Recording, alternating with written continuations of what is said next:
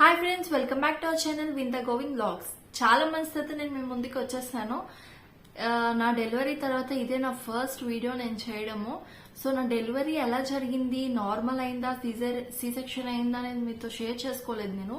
So అందుకని చెప్పి నేను ఈ రోజు ఒక 3 months గ్యాప్ తర్వాత నేను మళ్ళీ వ్లాగ్ చేస్తున్నాను. నా డెలివరీ సిరీస్ అంటే నా డెలివరీ ఎలా జరిగింది అనేది మీతో షేర్ చేసుకుందాం అని చెప్పి ఈ వీడియో అయితే నేను చేస్తున్నాను. సో నేను శ్రీమంతం వ్లాగ్ పెట్టాను, 7 month వ్లాగ్ పెట్టాను, 8th month pregnancy growth scan పెట్టాను. 9th month వచ్చేసరికి నా సిమ్టమ్స్ ఎలా ఉన్నాయి ఏంటి అనేది కూడా నేను మీతో షేర్ చేసుకుందాం అనుకున్నాను, కానీ కుదరలేదు. ఎందుకు అంటే 9th month లో నేను అనుకోలేనిది జరిగింది, నేను ఊహించింది జరిగింది. నెక్స్ట్ నేను మీతో ప్రెగ్నెన్సీలో ఉన్నప్పుడు ఎక్సర్సైజ్ కూడా షేర్ చేసుకుందాం అనుకున్నాను, ఏమీ కుదరలేదు. సో ఎందువల్ల ఏంటి అనేది నేను మీతో షేర్ చేసుకుంటాను. నాకు జరిగినట్టుగా అందరికి జరగాలని అయితే లేదు. సో నేను చెప్పేది మీరు తెలుసుకుంటే ఎవరైనా ప్రెగ్నెంట్ లేడీస్ ఉంటే వాళ్ళు జాగ్రత్త పడతారు. సో అందుకని చెప్పి నేనైతే ఈ వీడియో చేస్తున్నాను. నేనేం ఫేస్ చేశాను డెలివరీకి అనేది నేను మీతో చెప్పుకుంటే ఎవరికైనా ప్రెగ్నెంట్ లేడీస్ ఉంటే వాళ్ళకి బాగా యూజ్ అవుతుంది ఉద్దేశంతో నేనైతే ఈ వ్లాగ్ చేస్తున్నాను. సో ఫ్రెండ్స్, ఏం జరిగింది అంటే 9th month వచ్చిన తర్వాత నేను మీతో ఎక్సర్సైజెస్ షేర్ చేసుకుందాం అనుకున్నాను, కుదరలేదు. సో నేను 9th month వచ్చిన తర్వాత నాకు ఫీవర్ అటాక్ అయింది. సో ఎప్పుడు లేనిది ఫీవర్ వచ్చింది. ఫీవర్ వచ్చి నియర్లీ 1 week to 10 days ఉండిపోయింది. నాకే కాదు, మా ఇంట్లో ఫ్యామిలీ మెంబర్స్ కూడా వచ్చేసింది ఫీవర్. ఒకరికి తగ్గితే ఇంకొకరికి తగ్గితే ఇంకొకరికి అలా వైరస్ అనేది పాస్ అయిపోయింది. సో ఫీవర్ రావడం వల్ల నేనైతే బాగా సిక్ అయిపోయాను ప్రెగ్నెన్సీలో. ఆ 10 days కూడా నేను ఏం ఎక్సర్సైజెస్ కూడా చేసేదాన్ని కాదు. సో 9th month చూస్తే 9th month వచ్చేసింది. 9th month కంప్లీట్ అయిపోతుంది, డెలివరీకి దగ్గర పడుతున్నాను. ఏంటి ఈ టైంలో నాకు ఇలా జరిగింది అని చెప్పి నేనైతే చాలా చాలా ఫీల్ అయ్యాను, చాలా ఆలోచించాను. కానీ లాస్ట్ కి ఏమైంది అంటే ఫీవర్ తగ్గిన తర్వాత హాస్పిటల్ కి 15 days కి చెకప్ కి వెళ్ళేదాన్ని. 9th month వచ్చేసరికి 1 week కి చెకప్ కి వెళ్ళేదాన్ని. 1 week చెకప్ కి వెళ్ళినప్పుడు నాకు ఇన్ఫెక్షన్ అనేది వచ్చింది. సో యూరిన్ ఇన్ఫెక్షన్ ఉంది. అది కూడా ఎందువల్ల అంటే ఫీవర్ వల్ల వచ్చింది. ఫీవర్ వల్ల యూరిన్ ఇన్ఫెక్షన్ వచ్చింది. యూరిన్ ఇన్ఫెక్షన్ వల్ల నాకు ఉమ్మనీరు అనేది తగ్గిపోయింది. వచ్చిందని నేను చెకప్ కి వెళ్ళాను. ఆ చెకప్ కి వెళ్ళినప్పుడు ఇలా నాకు యూరిన్ ఇన్ఫెక్షన్ ఉందని వచ్చింది. సో డాక్టర్ అయితే నా గ్రోత్ మళ్ళీ ఉమ్మనీరు ఎంత ఉంది అని చెప్పి స్కాన్ అయితే ఇచ్చారు. స్కాన్ లోని నాకైతే 9 points నుంచి 7 points కి వచ్చేసింది. ఇంకా 7 points అంటే ఇంకా అలా అలా తగ్గిపోతుంది ఉమ్మనీరు. సో అందుకని చెప్పి నన్ను సడన్ గా అడ్మిట్ అయిపోమన్నారు. అడ్మిట్ అయిపోయాను. అడ్మిట్ అయిన తర్వాత 1 week నియర్లీ హాస్పిటల్లోనే ఉన్నాను. సిలైన్స్ ఎక్కించారు.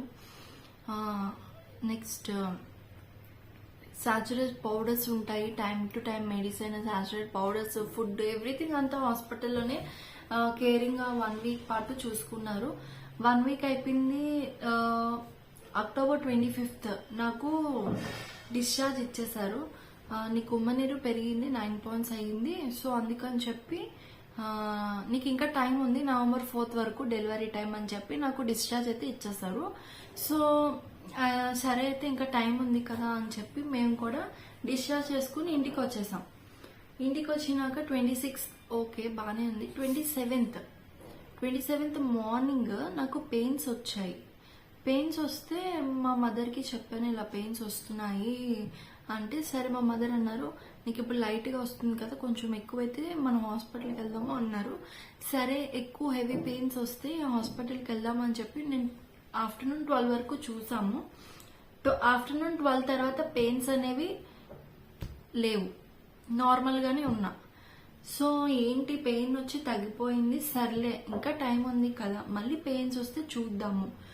డాక్టర్స్ కూడా అదే అన్నారు, పెయిన్ వస్తుంది మీకు, అది ఇంకా రెడ్యూస్ అయితే మీరు వెంటనే హాస్పిటల్కి వచ్చేయాలి అని చెప్పారు.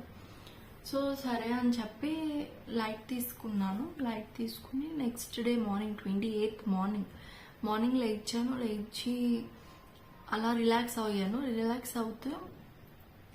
రిలాక్స్ అయి పడుకున్నాను. పడుకుంటే నా డ్రెస్ అంతా తడిచిపోయింది. ఏంటి తడిచిపోయింది, యూరిన్ ఏమో అని అనుకున్నాను. చూస్తే యూరిన్ చెక్ చేసుకుంటే యూరిన్ అయితే కాదు. సో ఏంటి యూరిన్ కాదు, ఇది ఉమ్మ నీరే పోతుంది అని ఒక డౌట్ అయితే వచ్చింది. అయితే ఉమ్మ నీరే పోతుందని ఒక డౌట్ అయితే ఉంది. ఎందుకంటే నేను ప్రెగ్నెన్సీ జర్నీ మొత్తం కూడా నేను యూట్యూబ్లో గైనకాలజిస్ట్ ఉంటారు కదా, వాళ్ళు చెప్పిన ప్రతిదీ అలా వినేదాన్ని. ప్రెగ్నెన్సీలో ఏమవుతుంది, ప్రెగ్నెన్సీలో ఏం జరుగుతుంది, ఎట్లాంటి ప్రాబ్లమ్స్ మనం ఫేస్ చేస్తాము, ఎలాంటి ఛాలెంజెస్ ఎదురవుతాయి అనేది ప్రతిదీ కూడా నేను చూసాను. సో అందుకని చెప్పి నాకు ఈ ఉమ్మనీరు కోసం నా ఫ్రెండ్స్ కూడా చాలా మంది చెప్పారు. ఉమ్మనీరు తగ్గడం వల్ల ఆపరేషన్ అయిపోయింది, ఉమ్మనీరు ఎలా పోతుంది అని కూడా మనకు తెలీదు. సో అలా ఓవర్ఫ్లోగా పోతూ ఉంటే నేనైతే ఉమ్మనీరే అని చెప్పి నేను మా మదర్కి ఇన్ఫార్మ్ చేశాను. మా మదర్కి ఇన్ఫార్మ్ చేస్తే మా మదర్ ఇంకా నేను నెక్స్ట్ హాస్పిటల్కి వెళ్ళిపోయాము డైరెక్ట్గా. ఇంకా నెక్స్ట్ ఏమీ ఆలోచించకుండా హాస్పిటల్కి వెళ్ళిపోయాము. హాస్పిటల్కి వెళ్ళిపోయి మేడం అయితే నాకు చెక్ చేశారు. చెక్ చేస్తే ఉమ్మనీరే లీక్ అవుతుందని చెప్పి అన్నారు. నెక్స్ట్ ఏంటంటే నేనైతే చాలా ఏడ్చాను ఉమ్మనీరు పోతుందని. ఎందుకంటే నేను స్టార్టింగ్ నుంచి కూడా నార్మల్ డెలివరీ అవ్వాలి, ఉమ్మనీరు లేకపోతే నార్మల్ డెలివరీ అవ్వదు, నాకు ఆపరేషన్ చేసేస్తారు అని చాలా ఏడ్చాను.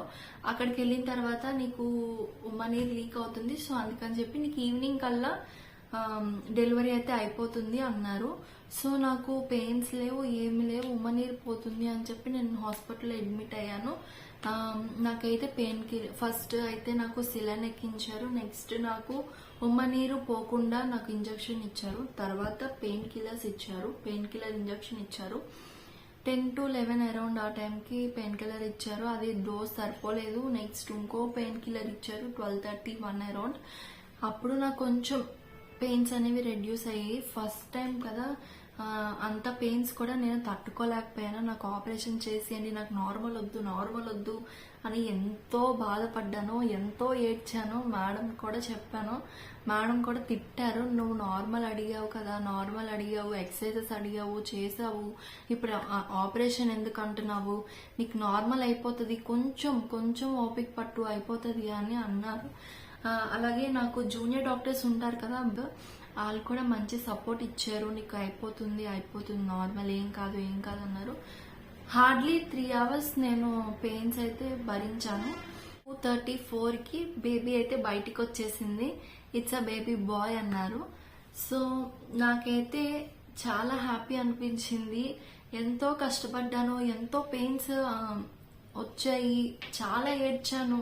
కానీ ఆ బేబీ బయటికి వచ్చేసిన తర్వాత ఎంతో ప్రశాంతంగా, అమ్మయ్య, టెన్షన్స్ ఏమి, ఆ ఏడుపు ఏమీ తెలియలేదు.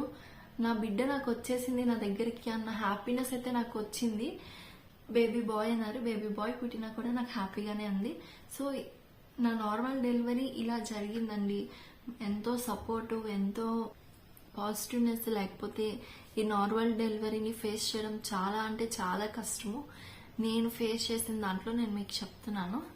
సో నేనైతే ఒకటి చెప్పాలనుకుంటున్నాను, నాకు జరిగింది మీకు జరగాలని లేదు, మీకు జరిగింది నాకు జరగాలని లేదు. నాకు 9 months 9th month వచ్చి ఫీవర్ వచ్చి నేను ఏ ఎక్సర్సైజెస్ చేయలేదు, నాకు నార్మల్ అవ్వదేమో అన్న ఒక డైలమాలో ఉన్నప్పుడు నేను ఒక్కటి చేశానండి.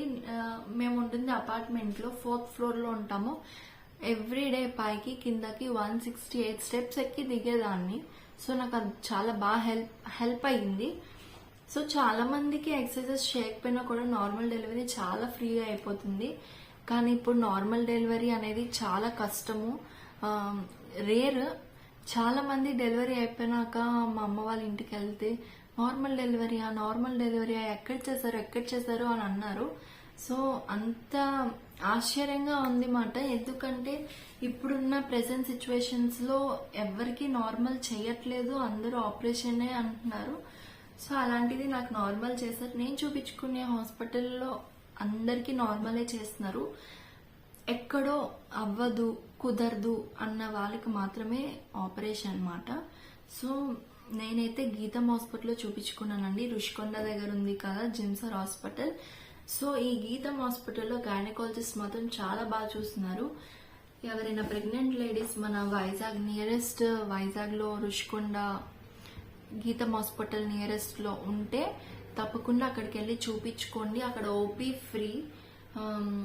ఓపీ ఫ్రీ బాగా చూస్తారు.